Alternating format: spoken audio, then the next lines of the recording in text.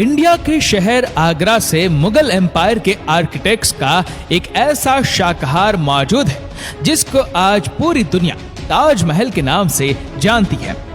42 एकड़ पर फैला दूर से ही चमकता हुआ ये मकबरा जहां अपने अंदर बेशुमार खूबसूरती सजाए हुए है, वहीं इसके ऊपर गम और उदासी के कई बादल अभी तक मंडरा रहे हैं जिनके बारे में आप नहीं जानते होंगे।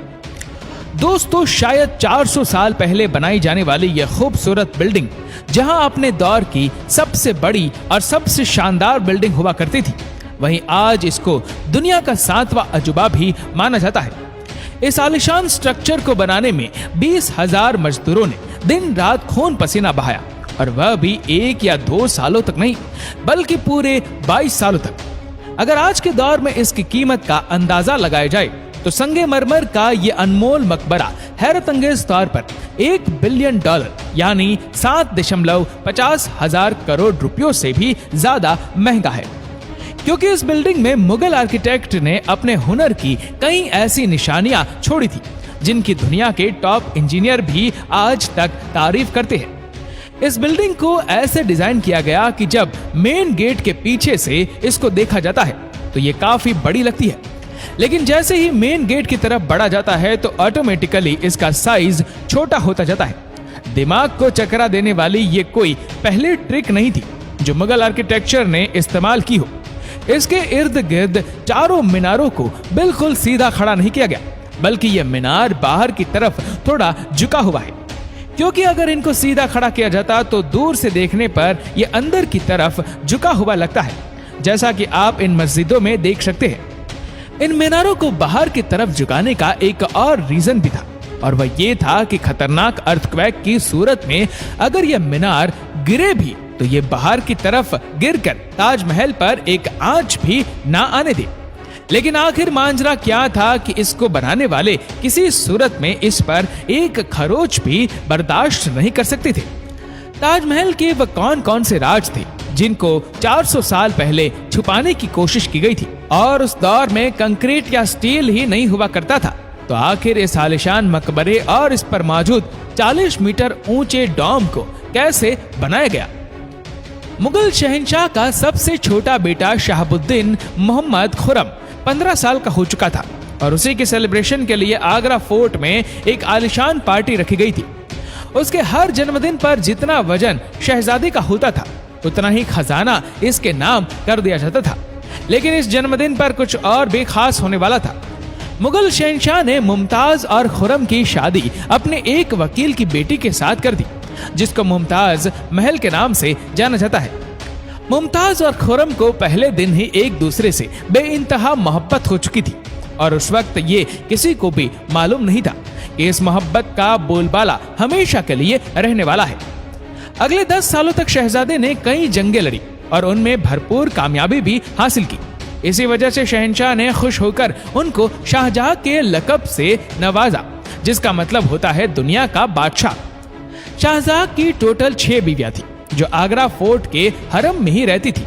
इन 6 में से शाहजहां सबसे ज्यादा मोहब्बत मुमताज से करते थे, और यही वजह थी कि उनका ज्यादातर वक्त मुमताज के साथ ही गुजरता था। वक्त तेजी से गुजरता जा रहा था, और 4 सालों के बाद यानी 1621 में मुगल शहंशाह अचानक चल बसे। शाहजहां जो पहले ही मुगल एम्पायर में फेमस हो चुका था और जो शहंशाह का चहेता बेटा भी था, 1628 में यानी बाप की मौत के 7 सालों बाद उसने शहंशाह की गद्दी संभाली। पूरी मुगलिया सल्तनत अपने नए शहंशाह से बेहद खुश थी। ये वो समय था जब सभी जगह मुगलिया सल्तनत का राज हुआ करता था। सारे फैसले शाहजहां खुद करता था, जबकि मुमताज महल पीछे रहकर शाहजहां को मशवरे दिया करती थी। लेकिन किसी को भी इस बात का इल्म नहीं था कि ये खुशियां अनकरीब मातम में बदलने वाली है। एक दिन मुमताज महल, जो कि शाहजहां के चौथे बच्चे को जन्म दे रही थी, और तभी उसकी हालत बिगड़ गई, और 17 जून सन 1631 को वो ना चाहते हुए भी इस दुनिया से चल बसी। पूरी मुगलिया सल्तनत का जश्न देखते ही देखते मातम में बदल गया। ये खबर शाहजहां पर आग बनकर गिरी थी। उसने तो जैसे इनकी दुनिया ही खत्म कर डाली। कहा जाता है कि इस गम की परछाई ने शाहजहां को काले अंधेरों में धकेल दिया था। मुमताज महल ने मरने से पहले एक आखिरी ख्वाहिश की थी। वह चाहती थी कि उनकी कब्र दुनिया के सबसे खूबसूरत मकबरे में बनाई जाए। इस टास्क को और मुमताज महल की आखिरी ख्वाहिश को पूरा करने के लिए शाहजहां ने अपनी सारी दौलत और पूरी जिंदगी वक्फ करने का इरादा कर लिया। मुमताज के गुजरने के बाद यानी 1632 में ही ताजमहल की कंस्ट्रक्शन का काम शुरू कर दिया गया। करीब 20,000 से भी ज्यादा मजदूर पत्थर तराश कर रहे थे और कारीगरों को पूरी सल्तनत से इकट्ठा किया गया। लश्करों के लश्कर शाहजहां के हुक्म पर आगरा बुलवा लिए गए थे, क्योंकि मुमताज की खबर यमुना रिवर के बराबर में मौजूद थी।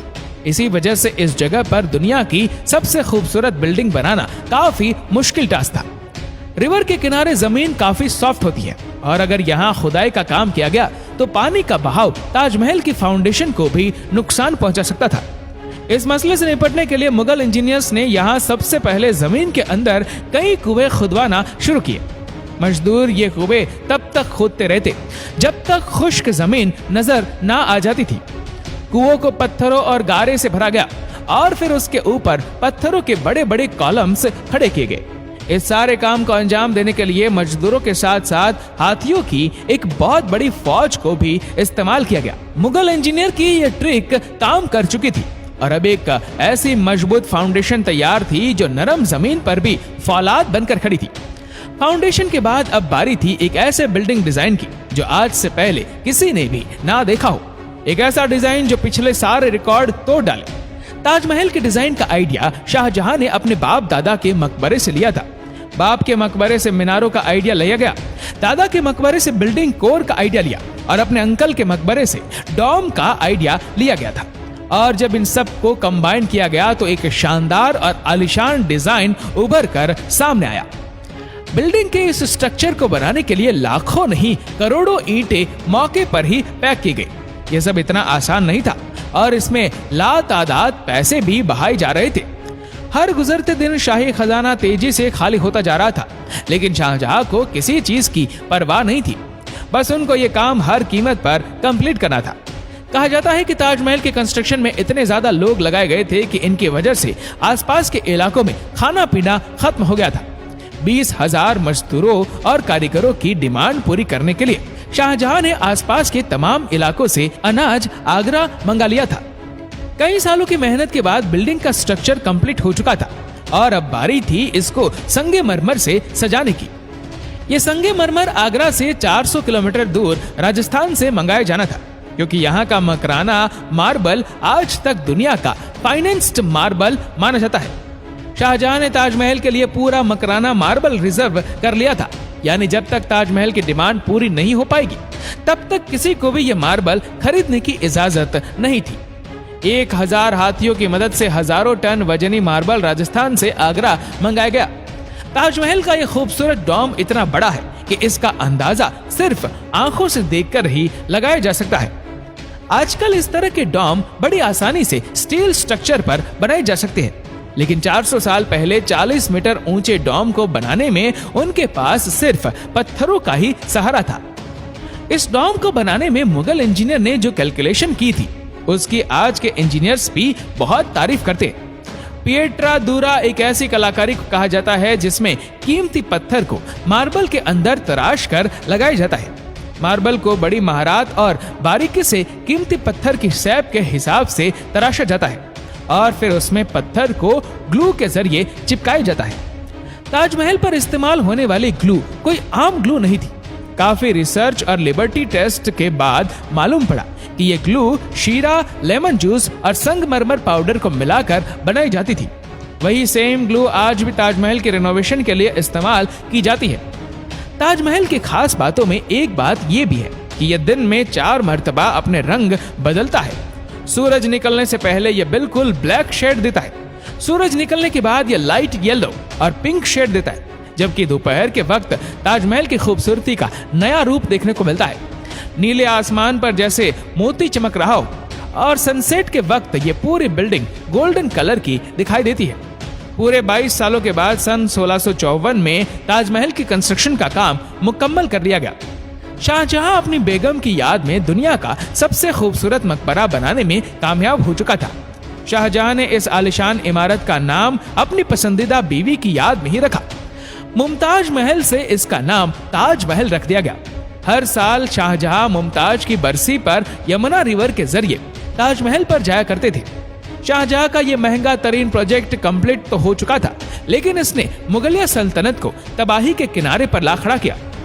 4 सालों के बाद यानी 1658 में शाहजहां और मुमताज के अपने ही बेटे ने शाही तख्त पलट दिया और खुद मुगल एम्पायर का शहंशाह बन गया। शाहजहां जो पिछले 30 सालों से इस तख्त पर राज कर रहे थे, उसको कैदी बनाकर आगरा फोर्ट में ही बंद कर दिया गया। सिर्फ एक फैसिलिटी ऐसी थी जो शाहजहां को दी गई, और वह ये थी कि जिस कमरे में उसको बंद किया गया था, उसकी खिड़की से वह ताजमहल को देख सकते थे। 8 साल कैद में रहने के बाद 74 ईयर की एज में शाहजहां भी इस दुनिया को अलविदा कर दिया। शाहजहां का अब मुमताज से दोबारा मिलने का वक्त आ चुका था और उनको ताजमहल में ही दफन कर दिया गया। दोस्तों, ताजमहल की ये रोचक बातें आपको कैसी लगी, हमें नीचे कमेंट करके जरूर बताएगा।